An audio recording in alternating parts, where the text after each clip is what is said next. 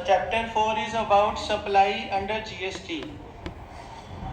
So question arises, why study of supply is important?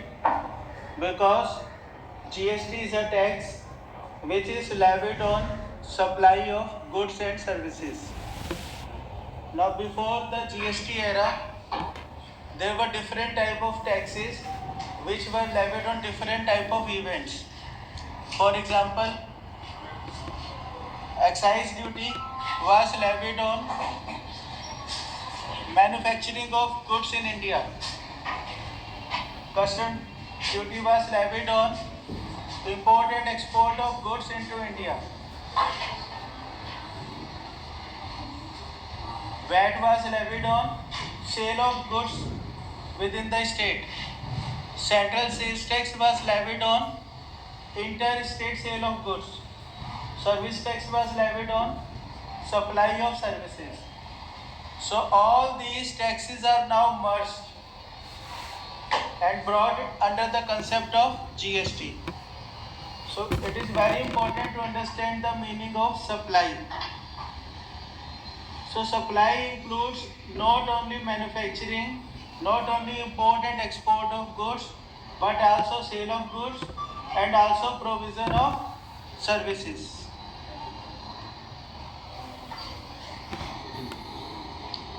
Now see first part, introduction. So earlier there was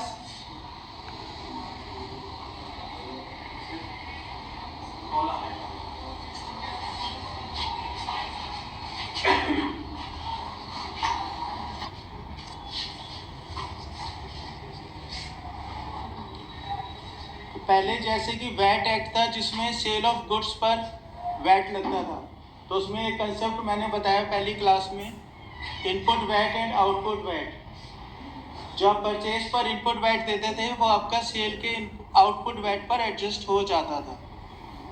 इसी तरह से service tax में जो आप services purchase करते थे उस पर जो आपने सर्विस टैक्स पे किया उसका इनपुट मिलता था आपको, और जब आप सर्विसेज प्रोवाइड करते थे उस पर जो आपको आउटपुट सर्विस टैक्स लगता था उस पर वो एडजस्ट हो जाता था। लेकिन क्रॉस अलाउड नहीं था कि गुड्स के ऊपर अगर आपने इनपुट क्लेम किया है तो आप सर्विसेज के आउटपुट पर एडजस्ट नहीं कर सकते थे। सिमिलरली आपने सर्विसेज परचेज की और इनपुट क्लेम किया, वो आप गुड्स के सेल के ऊपर, गुड्स के आउटपुट वैट के ऊपर एडजस्ट नहीं कर सकते थे। तो एक बहुत बड़ा लैकूना था पहले, क्योंकि दोनों के कानून अलग अलग थे।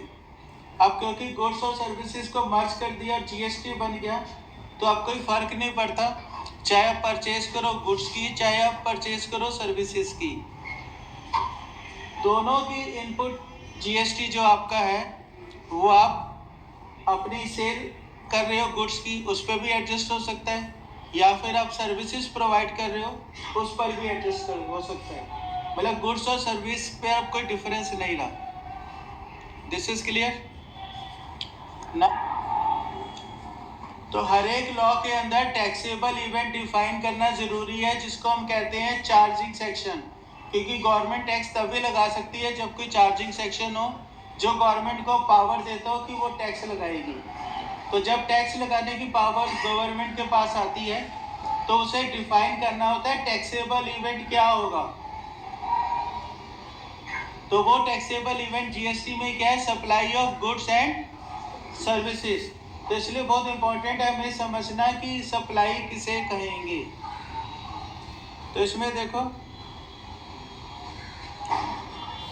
सप्लाई के अंदर आप नोट कर लो, सबसे इंपॉर्टेंट है सप्लाई को जो डिफाइन किया उसमें लिखा हुआ है ऑल फॉर्म्स ऑफ सप्लाई। आप लोगों ने sale of goods act study किया था फर्स्ट ईयर में।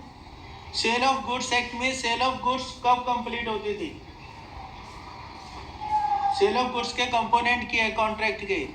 एक सेलर होगा, बायर होगा, गुड्स होगा, गुड्स की डिलीवरी होगी, गुड्स में गुड्स की ओनरशिप ट्रांसफर होती है और पोजेशन ट्रांसफर होता है। जब ये दोनों चीजें ट्रांसफर होती है तभी उसी को हम सेल मानते हैं, है कि नहीं?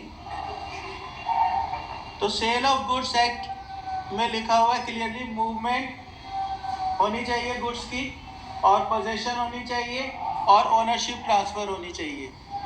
लेकिन सप्लाई अंडर जीएसटी में ये इम्पोर्टेंट नहीं है।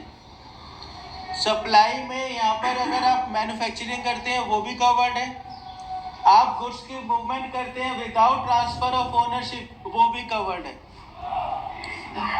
गुड्स की ओनरशिप ट्रांसफ़र करते हैं वो भी कवर्ड है। और जीएसटी में आपको पता ही है कि अगर आप दो स्टेट में रजिस्टर्ड हैं तो दोनों स्टेट में आपको अलग अलग पर्सन डिस्टिंक्ट पर्सन माना जाएगा।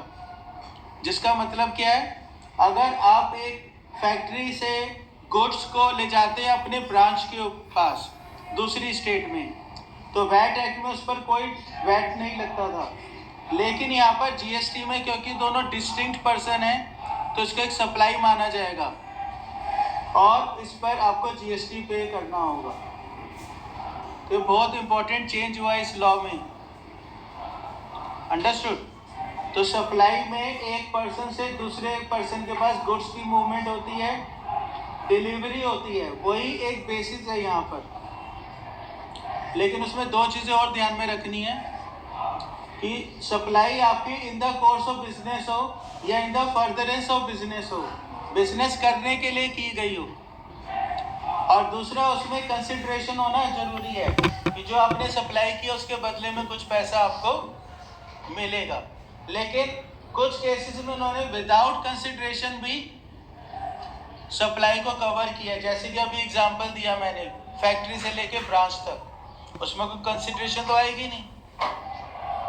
और कुछ केसेस में इन्होंने ये भी हटा दिया कि बिजनेस होना कंपलसरी है, कुछ केसेस में बिजनेस नहीं है तो भी आपको जीएसटी एप्लीकेबल होगा। तो अलग अलग सिचुएशंस हम यहाँ पर स्टडी करेंगे। क्लियर? अब इसी में देखो आगे कुछ इंपॉर्टेंट डेफिनेशंस हैं। जैसे सबसे पहले डेफिनेशन ऑफ गुड्स। गुड्स को डिफाइन किया गया है section 2 subsection 52 of the CGST act 2017। और गुड्स को कैसे डिफाइन किया है? गुड्स मीन्स, पहला पार्ट है every kind of movable property. तो मूवेबल प्रॉपर्टी किसे कहते हैं पता है कि नहीं? देन इसके आगे लिखा है other then money and securities. तो इसका क्या मतलब हुआ? मनी एंड सिक्योरिटीज गुड्स के अंदर कवर नहीं होंगे। तो अगर वो गुड्स पे कवर नहीं होंगे तो इसका इम्प्लीकेशन क्या होगा कि उसके ऊपर जीएसटी नहीं लगेगा। और आगे क्या लिखा है तीसरा part, but includes actionable claim growing crops grass and things attached to or forming part of the land which are agreed to be severed before supply or under contract of supply. तो include किया गया actionable claim. Actionable claim किसे कहते हैं? Actionable claim का मतलब है जब आपके पास एक पैसा लेने का राइट है जिसे आप उस राइट को कोर्ट में इन्फोर्स करा सकते हैं। अगर दूसरी पार्टी पैसा नहीं देती तो उसे कहते हैं एक्शनेबल क्लेम। तो डेटर्स जो आपके बिजनेस में होते हैं, जब आप क्रेडिट सेल करते हैं तो उसको हम क्या कहते हैं? Actionable claim. अगर आप किसी को लोन देते हैं और उसे एक एग्रीमेंट साइन कराते हैं तो वो क्या हो गया? Actionable claim, right. तो उन्होंने क्या कहा, क्या इंक्लूड करेंगे हम? Actionable claim growing crops grass and other things attached to the land. तो जो चीज़ अटैच टू द लैंड होती है उसे हम इमूवेबल मानते हैं। तो इसलिए यहाँ पे कंडीशन लगा दी, वो तब मानेंगे जब आप उसे सप्लाई करने से पहले ज़मीन से अलग कर देंगे, अंडरस्टूड। तब वो बन जाएगी क्या? Movable property, right. तब वो गुड्स की डेफिनेशन में कवर्ड होगी। क्लियर? अब इसी के आगे देखो लिखा है डेफिनेशन ऑफ एक्शनेबल क्लेम्स, उसको पढ़ो।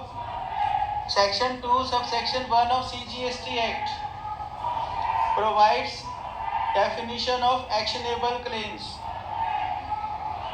और इसमें क्या लिखा है इन्होंने कि जो definition section 3 of the transfer of property act 1882 में ली गई है वही यहाँ पर ली गई है। तो ट्रांसफर ऑफ प्रॉपर्टी एक्ट कितना पुराना है? 1882 का। और इसमें क्या बताया गया है कि जब भी आप कोई प्रॉपर्टी ट्रांसफर करते हैं तो उस पर क्या रूल रेगुलेशन होंगे।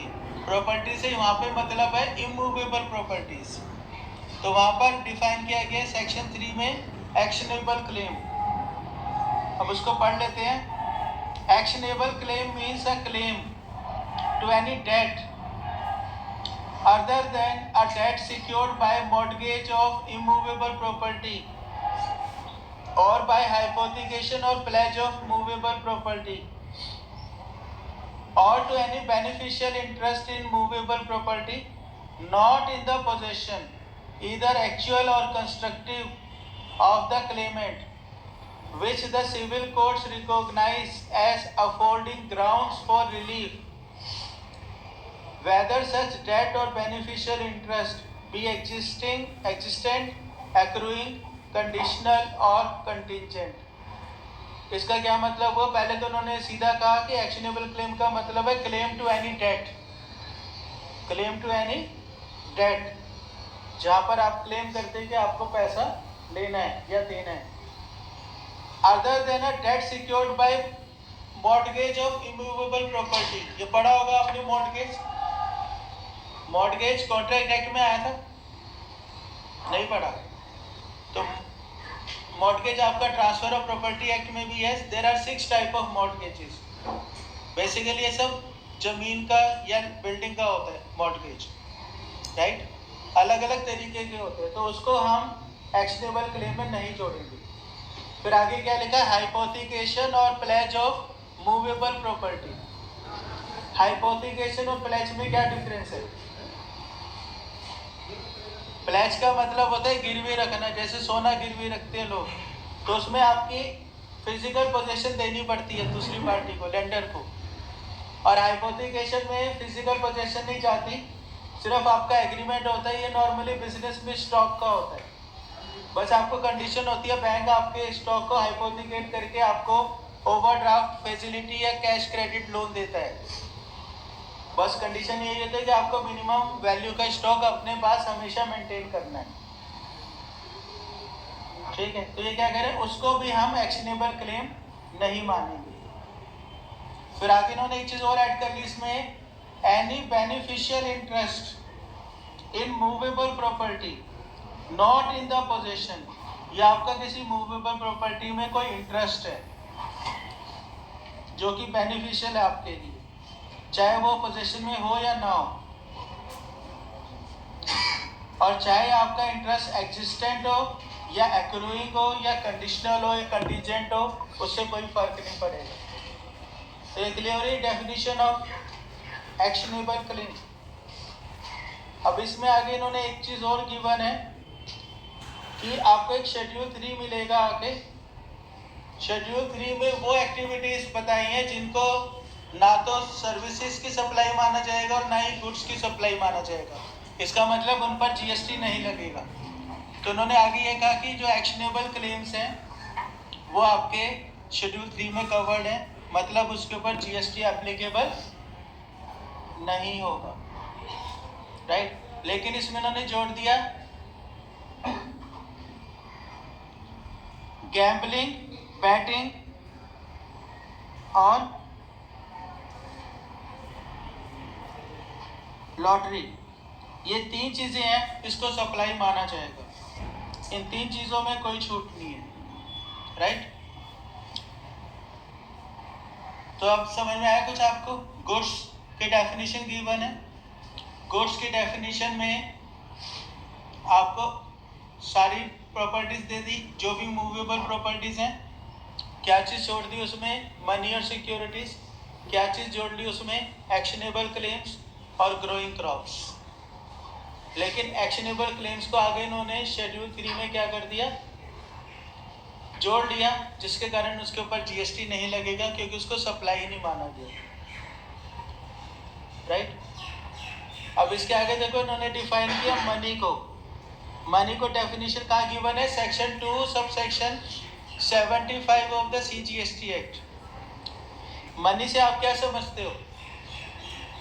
इंडियन करेंसी और सारी फॉरेन करेंसी और कोई भी नेगोशिएबल इंस्ट्रूमेंट जो आपने ड्रॉ किया है, इंडियन करेंसी में या फॉरेन करेंसी में, उसको मनी माना जाएगा। पढ़ लेते हैं एक बारी। Money means Indian legal tender और एनी फॉरेन करेंसी और चेक और प्रोमिसरी नोट और बिल ऑफ एक्सचेंज और लेटर ऑफ क्रेडिट और ड्राफ्ट और पे order, travellers cheque, money order, postal remittance, electronic remittance. तो ये सब चीज़ें क्या मानी गई? मनी। तो ये सब टर्म्स क्लियर है आपको? ये सब नेगोशिएबल इंस्ट्रूमेंट्स है। और साथ में लिख दिया और any other instrument recognized by the Reserve Bank of India when used as consideration to settle an obligation। तो सबको हम क्या मानेंगे? मनी। तो अब एक चीज और समझनी है यहाँ पे मनी को मानेंगे कि money is not part of goods.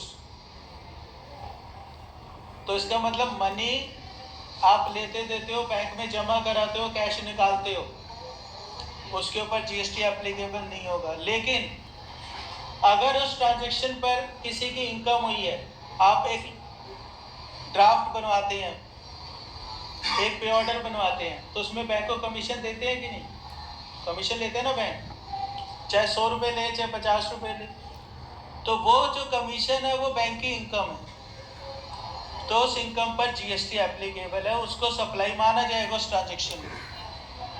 मतलब मनी पे नहीं लगाया आपने, 10,000 रुपये का ड्राफ्ट बनवाया और 100 रुपये आपने कमीशन दी, तो 10,000 रुपये पे जीएसटी नहीं लगेगा, लेकिन जो 100 रुपये कमीशन दी वो एक ट्रांजैक्शन इन मनी है, समझ गए? तो उसके ऊपर जीएसटी एप्लीकेबल होगा क्योंकि उसको सप्लाई माना गया। आगे चलते हैं। आगे गिवन है डेफिनेशन ऑफ सिक्योरिटीज। सिक्योरिटीज के बारे में इन्होंने क्या कहा? सिक्योरिटीज की वही डेफिनेशन हम लेंगे जो section 2 sub section H of securities contract regulation act में डिफाइन की गई है। ये 1956 का एक्ट है, आज की डेट में इसकी कोई वैल्यू नहीं है एक्ट की, लेकिन डेफिनेशन इन्होंने वहीं से ली है, तो डेफिनेशन की वैलिडिटी होगी। तो उसमें इन्होंने सिक्योरिटीज क्या माना है, उसमें इन्होंने 9 तरह के एग्जाम्पल दिए हैं जिनको सिक्योरिटीज माना है। आप क्या समझते हैं सिक्योरिटीज के बारे में?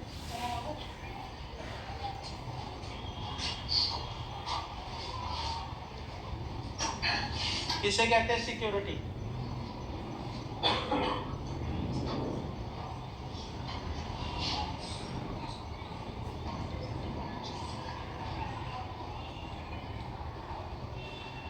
पढ़ो, इसमें आगे लिखा है सिक्योरिटीज में क्या क्या आएगा? Shares, scrips, stocks, bonds, debentures, debenture stocks or other marketable securities of like nature. तो ये शेयर्स, डिवेंचर्स क्या होते हैं? Basically these are the certificates, these are the titles जिसके अंदर कंपनी लोगों से पैसा इकट्ठा करती है और उनको एक सर्टिफिकेट देती है कि हमने आपसे इतना पैसा ले रखा है और उसके ऊपर हम आपको या तो इंटरेस्ट देंगे या डिविडेंड देंगे, और साथ में इतने टाइम के बाद आपको पैसा आपका वापस कर देंगे, या कंपनी की लिक्विडेशन के टाइम में आपको पैसा वापस मिल जाएगा।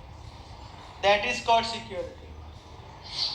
और क्या जोड़ा इन्होंने? Derivatives, government securities or any instrument issued by any collective investment scheme or any instrument issued to the investors under any mutual fund but not including unit linked insurance policy. It will include security receipts issued under SARFAESI Act, securitized debt instruments and other instruments declared by the central government to be securities, and rights or interest in securities। तो ये सब क्या माने गए? Securities. और securities को क्या benefit दिया है? Securities are not part of goods, और आगे हम देखेंगे securities are also not services. तो वो ना गुड्स है ना सर्विसेज है, तो इसका मतलब उन पर जीएसटी एप्लीकेबल नहीं होगा।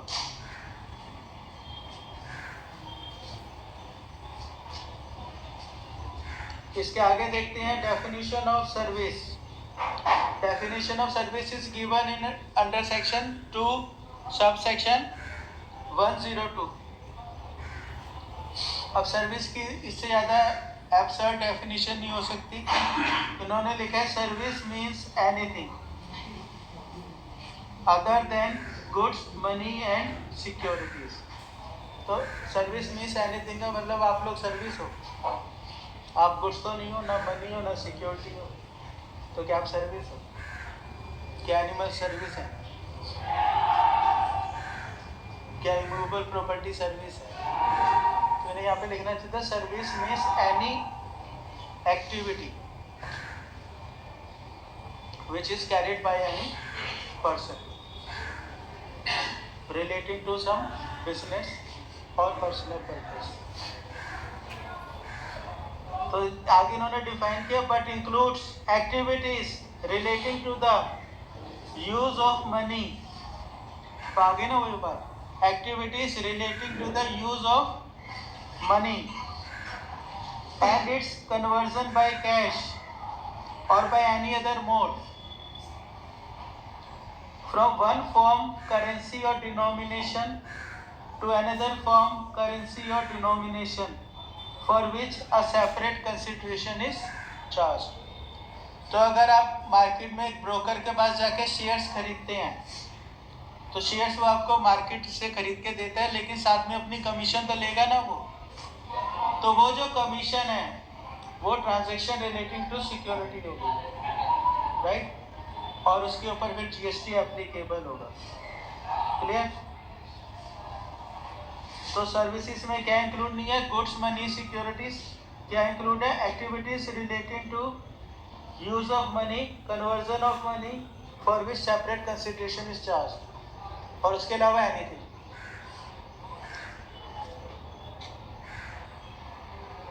आगे उन्होंने कहा कि it is also clarified expression services includes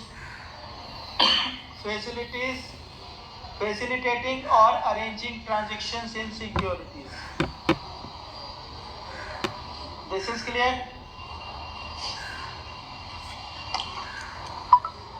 तो अब अपनी कॉपी निकालो.